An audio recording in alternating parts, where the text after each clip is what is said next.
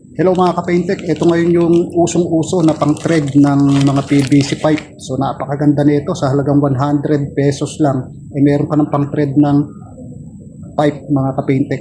Napakaganda nito. Talagang bagay sa mga tubero. Kung ikaw ay magre-repair sa inyong bahay, bintahe may ganito ka. Ipapasok lang sa PVC. Magkaka-thread na siya. Pagkatapos, mahaba yung tubo. Hindi ko naputulan. So ito, ayun o, magkaka-thread na siya. Pagkatapos ibabala mo lang sa barena, yan, ibabala mo lang,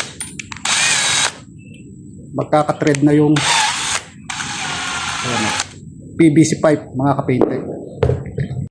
At ito na nga mga kapaintek, ganito lang ang paggamit ng pang-thread na ito. Ibabala lang sa barena, pagkatapos kailangan mahigpit yung pipigil, ayan o, para hindi siya gumalaw. So ayan o, nakita natin na nagkaroon na ng thread yung pinakaloob. So ngayon yung labas naman ang gagawin ko ng pinaka-thread mga kapaintek para maisalpak ko dito mga kapaintek. So ganun kagaling ang pang-thread na ito. Paano ba umorder mga kapaintek? Nandyan sa Yellow Basket. Kayo na bahalang pumili kung anong size ang gusto nyo. Kung gusto nyo lahat ng size orderin nyo. Mas maganda mga kapaintek dahil hindi naman para pare-parehas ang tubo. So ayan o, nakita natin na meron na siyang thread. Pagkatapos ikakabit ko, napakaganda na itong pang-repair mga kapaintek. Lalong-lalo na sa mga tubero. Ayan o.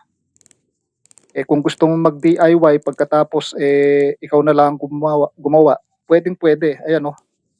O di ba napakahigpit.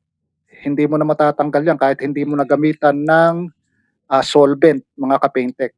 So di ba napakagaling, napakaganda dahil sa tools na ito.